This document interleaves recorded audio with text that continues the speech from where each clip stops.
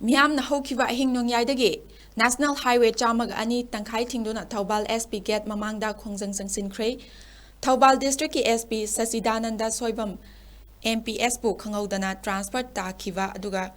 Rakesh ꯕꯥꯜꯋꯥꯜ IPSꯄꯨꯅ Thoubal SP ꯑꯣꯏꯅ ꯊꯥꯖꯤꯜꯂꯛꯄꯕꯨ ꯌꯥꯅꯤꯡꯗꯕ ꯐꯣꯡꯗꯣꯛꯇꯨꯅ ꯃꯁꯤꯡ ꯌꯥꯝꯂꯕ ꯃꯩꯔꯥ ꯄꯥꯏꯕꯤꯁꯤꯡꯅ ꯉꯔꯥꯡ ꯅꯨꯃꯤꯗꯥꯡꯗꯒꯤ ꯍꯧꯅ ꯊꯧꯕꯥꯜ SPꯒꯤ ꯑꯣꯐꯤꯁ ꯒꯦꯠ ꯃꯌꯥꯗ ꯐꯝꯖꯤꯟꯗꯨꯅ ꯈꯣꯡꯖꯪ ꯆꯪꯁꯤꯟꯈꯤꯕꯒ ꯂꯣꯏꯅꯅ ꯉꯁꯤꯒꯤ ꯑꯍꯤꯡ ꯅꯣꯡꯌꯥꯏꯗꯒꯤ ꯊꯧꯕꯥꯜ ꯗꯤꯁꯇ꯭ꯔꯤꯛꯇ ꯃꯇꯝ ꯀꯛꯇꯕ ꯑꯀꯟꯕ ꯈꯣꯡꯖꯪ ꯆꯪꯁꯤꯜꯂꯒꯅꯤ ꯍꯥꯏꯅ ꯂꯥꯎꯊꯣꯛꯈ꯭ꯔꯦ꯫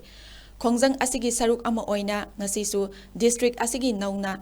थारकलिबा SP राकेश बालवाल लाकनी हाइबा पाउ तानबदगी नेशनल हाईवे 102 लंबी तंखाई थिंगदुना तोंगान तोंगानबा मफमसिंगदगी लाकपा मैरा पाइबी मियामना SP लाकलबसु ऑफिस ता चंगबा यारोय हाइदुना खोंजंग चंगसिनखी। थौबाल कैथेल थोंग लोनकी प्रेसना फंगबा पाउदा SP राकेश बालवालसु लिलोंग पुलिस स्टेशन फाउबा लाकलमलगा ngaihak leiramlaga matung इम्फालोमदा अमुक हनख्रे हाइरी। खोंजंग अदुगा मरी लेनना मैरा पाइबी माइबम मतौ लेवी कौबी अमना फोंदोरकपदा थौबाल डिस्ट्रिक्ट की अपुनबा नुपी लुपसिंग अमदी मैरा पाइबी सिंगना मणिपुरगी ओइबे इब्रांग असि लाक्सिनबा फाउबा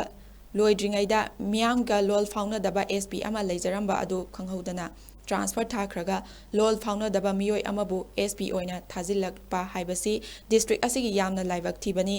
मरम अदुना थौबाल डिस्ट्रिक्ट की अपुनबा नुपी लुप अमदी प्रजा सेक्शन खुदिमगना लोल फाउनदबा SP लाकपबु यानिंगदबा फोंदोखी।